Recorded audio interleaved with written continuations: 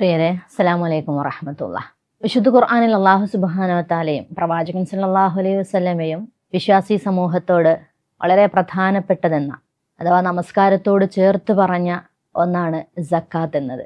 അള്ളാഹുവിൻ്റെ കടമാണ് കൊടുത്തു വീട്ടാൻ ഏറ്റവും അർഹമായിട്ടുള്ളത് എന്ന് ഒരിക്കൽ പ്രവാചകൻ സല്ലല്ലാഹു അലൈഹി വസല്ലമ തൻ്റെ അനുചരന്മാരെ പഠിപ്പിക്കുന്നുണ്ട്. തൻ്റെ സമ്പത്തിൻ്റെ നിസാബെത്തിയാൽ അത് സക്കാത്ത് കൊടുക്കുക.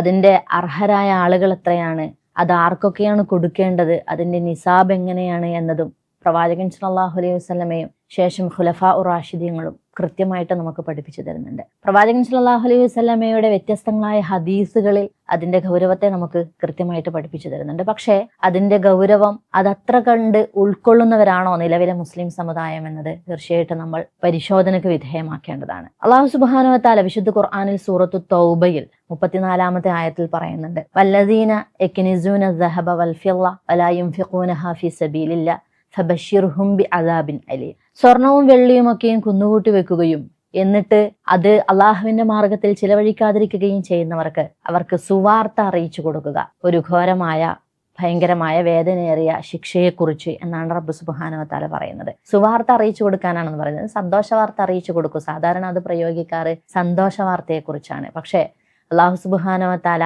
അത് എത്രമാത്രം തീക്ഷ്ണമായിട്ടാണ് നമ്മളോട് പറയുന്നത് എന്നത് അറബി ഭാഷയെക്കുറിച്ച് അറിയുന്നവർക്ക് കൃത്യമായിട്ട് മനസ്സിലാകും. എന്ന് പറഞ്ഞാൽ വേദനയേറിയ ശിക്ഷയെക്കുറിച്ച് അവർക്ക് സന്തോഷ വാർത്ത അറിയിച്ചു കൊടുക്കുക എന്നതാണ് പറയുന്നത്. അതിനുശേഷം റബ്ബ് സുബ്ഹാനഹു വ തആല പറയുന്നുണ്ട്, അത്തരത്തിലുള്ള വെള്ളിയും സ്വർണവും തീർച്ചയായിട്ടും നരകത്തിന്റെ തീയിൽ വെച്ച് പഴുപ്പിക്കുകയും അവരുടെ നെറ്റിയിലും മുതുകിലും പാർശ്വത്തിലും അത് ചൂടുവെക്കുകയും ചെയ്യും, നിങ്ങൾ സൂക്ഷിക്കുക എന്ന് റബ്ബ് സുബ്ഹാനഹു വ തആല അതിനുശേഷം തുടർന്ന് പറയുന്നത് നമുക്ക് കാണുവാൻ സാധിക്കും. എന്ന് പറഞ്ഞാൽ ഇത് നിസ്സാരപ്പെട്ട കാര്യമല്ല. വളരെ ഗൗരവത്തോടു കൂടി നമസ്കാരത്തെയും നോമ്പിനെയും ഹജ്ജിനെയും ഏത് വിധത്തിലാണോ നമ്മൾ സമീപിക്കുന്നത് അതേ ഗൗരവത്തോടു കൂടിയായിരിക്കണം ഇതിനെ നമ്മൾ സമീപിക്കേണ്ടത് എന്നർത്ഥം.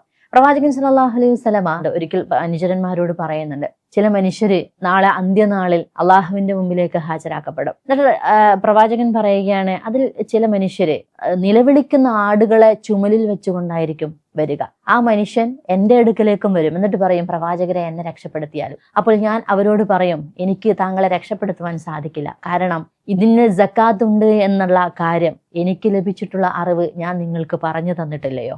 ഇതേ ഹദീസിൽ തന്നെ പ്രവാചകൻ സല്ലല്ലാഹു അലൈഹി വസല്ലം പറയുന്നുണ്ട്, ഇങ്ങനെ നിലവിളിക്കുന്ന ഒട്ടകവുമായിട്ട് അഥവാ സക്കാത്തിന്റെ വിഹിതം നൽകാത്ത ആ ഒട്ടകത്തെ ചുമലിൽ വഹിച്ചുകൊണ്ട് ചില മനുഷ്യർ എൻ്റെ മുമ്പിലേക്ക് വരും. എന്നിട്ട് ആ മനുഷ്യൻ പറയും, എന്നെ രക്ഷിക്കണേ പ്രവാചകരെ. അപ്പോൾ അള്ളാഹുവിന്റെ പ്രവാചകൻ പറയും, എനിക്ക് താങ്കളെ രക്ഷപ്പെടുത്താൻ സാധിക്കില്ല.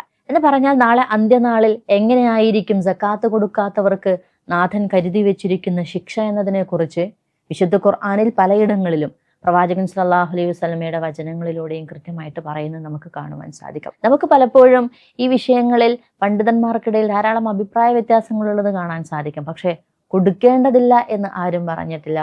കൊടുക്കുന്ന നിസാബിനെ കുറിച്ചോ കൊടുക്കുന്നവരെ കുറിച്ചുമുള്ള ചെറിയ ഏറ്റക്കുറിച്ചിലുകളോ ചെറിയ ചെറിയ അഭിപ്രായ വ്യത്യാസങ്ങളെ നമുക്ക് കാണുവാൻ സാധിക്കും. സ്വർണത്തിന്റെ വിഷയത്തിലൊക്കെ ഇപ്പോൾ നടന്നു വരുന്ന ചില ചർച്ചകളുണ്ട്. കൊടുക്കണമോ വേണ്ടയോ എന്നതാണ്.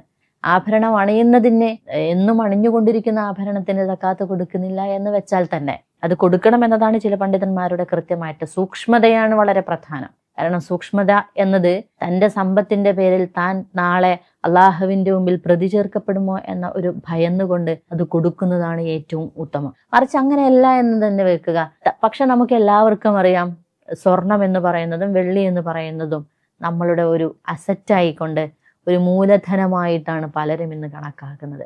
അപ്പോൾ അതിന് നിസാബെത്താൽ അത് കൊടുക്കുന്നതാണ് ഏറ്റവും സൂക്ഷ്മമായിട്ടുള്ള ഇടപെടൽ എന്നത് നമ്മൾ തീർച്ചയായിട്ടും മനസ്സിലാക്കേണ്ട കാര്യമാണ്. പ്രവാചകൻ സല്ലല്ലാഹു അലൈഹി വസല്ലമ നമുക്ക് പല പാഠങ്ങളും പഠിപ്പിച്ചു തരുന്നുണ്ട്. ചില കാര്യങ്ങൾ ആലോചിക്കുമ്പോൾ നമുക്ക് അത്ഭുതം തോന്നിയേക്കാം. കാരണം സക്കാത്ത് കൊടുക്കേണ്ടുന്നവരെ കുറിച്ച് അള്ളാഹു കൃത്യമായിട്ട് വിശുദ്ധ ഖുർആനിൽ പറയുന്നുണ്ട്. ഫക്കീർ, മിസ്കീൻ. ആദ്യം ഫക്കീറിനെയും പിന്നെ മിസ്കീനിനെയും പറയുന്നു. പിന്നീട് സക്കാത്തിന്റെ വേണ്ടി പണിയെടുക്കുന്ന ആളുകൾ, അത് ശേഖരിക്കുകയും അത് എഴുതി വെക്കുകയും ഒക്കെ ചെയ്യുന്ന ആളുകൾ, ഹൃദയബന്ധം ചേർക്കപ്പെട്ടവര്, അടിമമോചനത്തിന് വേണ്ടി, കടബാധിതർക്ക് വേണ്ടി, ഫീ സബീലില്ല അള്ളാഹുവിന്റെ മാർഗത്തിൽ പണിയെടുക്കുന്നവർക്ക് വേണ്ടിയും അത്തരം കേന്ദ്രങ്ങൾക്ക് വേണ്ടിയും, അവസാനം വബ്നു സബീല്.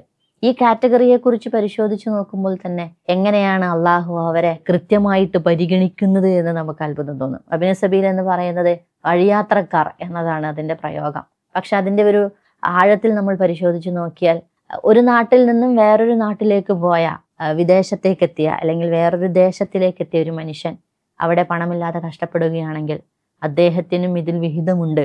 അദ്ദേഹത്തെയും നിങ്ങൾ എന്ത് ചെയ്യണം? സക്കാത്തിന്റെ വിഹിതം കൊണ്ട് ആ പ്രയാസം ദൂരീകരിക്കണം. ഇമാം ഷാഫി മദ്ഹബിൽ റഹ്മത്തുള്ളാഹി അലൈഹി അദ്ദേഹം ഇതിനെക്കുറിച്ച് പറയുന്നത്, വിനോദയാത്രക്കാരനാണെങ്കിൽ പോലും അദ്ദേഹം ഒരു യാത്രക്ക് പോയി ഇടക്ക് പ്രയാസപ്പെടുകയാണെങ്കിൽ പോലും അദ്ദേഹത്തിനും ഈ സക്കാത്തിൽ വിഹിതമുണ്ട്. ഈ കാറ്റഗറിയിൽ അദ്ദേഹത്തെയും ഉൾപ്പെടുത്താമെന്നാണ്. ഇങ്ങനെ കടബാധിതരെ, ദരിദ്ര ജനവിഭാഗങ്ങളെ അടിമമോചനത്തിന് വേണ്ടി, അള്ളാഹുവിന്റെ മാർഗത്തിൽ പണിയെടുക്കുന്നവർക്ക് വേണ്ടി, അത്തരം കേന്ദ്രങ്ങൾക്ക് വേണ്ടിയൊക്കെയും ചിലവഴിക്കുവാനുള്ളതാണ് നമുക്ക് റബ്ബ് തന്നിട്ടുള്ള ധനം എന്ന കൃത്യമായ ബോധം തീർച്ചയായിട്ടും നമുക്ക് വേണം. അതുകൊണ്ടാണ് പ്രവാചകൻ സല്ലല്ലാഹു അലൈഹി വസല്ലം ഒരിക്കൽ പറയുന്നുണ്ട്, ആരുടെ ധനത്തിലേക്കാണോ സക്കാത്തിന്റെ വിഹിതം കൂടിക്കലർന്നിട്ടുള്ളത്, തീർച്ചയായിട്ടും ആ ധനം നശിക്കാതിരുന്നിട്ടില്ല, ആ ധനത്തെ അത് നശിപ്പിക്കാതിരുന്നിട്ടില്ല. കാരണം നമ്മുടെ സമ്പത്ത് എന്ന് പറയുന്നത് അത് നശിക്കും, അത് സക്കാത്ത് കൊടുത്തിട്ടില്ല എങ്കിൽ എന്ന് പ്രവാചകൻ സല്ലല്ലാഹു അലൈഹി വസല്ലം നമുക്ക് മുന്നറിയിപ്പ് നൽകുന്നതായി കാണുവാൻ സാധിക്കും. ഇങ്ങനെ കൊടുക്കുന്നതിനെ കുറിച്ച് മനുഷ്യരെ എങ്ങനെയാണ് പരിഗണിച്ചത് എന്നത് നമുക്ക് അത്ഭുതം തോന്നും.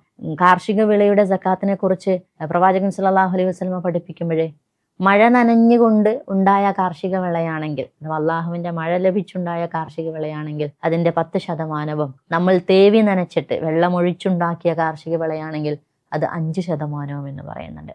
ഇങ്ങനെ അതിനെ കൃത്യപ്പെടുത്തി ആ മനുഷ്യരെ പരിഗണിച്ച് അതിൽ നിന്നും ലഭിക്കുന്ന വിളവുകളെ പരിഗണിച്ച് പ്രയാസപ്പെടുത്തുവാൻ വേണ്ടിയല്ല, മറിച്ച് അതിന്റെ ബാധ്യത നിറവേറ്റുക എന്നതാണ് സക്കാത്തിലൂടെ നിർവഹിക്കപ്പെടേണ്ടത്.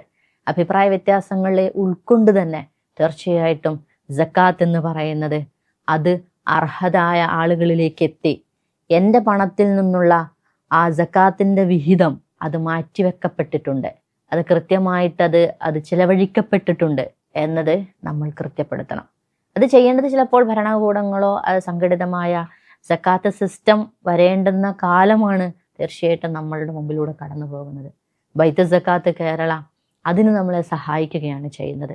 കൃത്യമായിട്ട് അത്തരം സക്കാത്ത് ശേഖരിക്കുകയും അർഹരായ ആളുകളിലേക്ക് സത്യസന്ധമായ രീതിയിൽ എത്തി എന്ന് ഉറപ്പുവരുത്തുകയുമാണ് ബൈത്തുൽ സക്കാത്ത് കേരള ചെയ്യുന്നത്.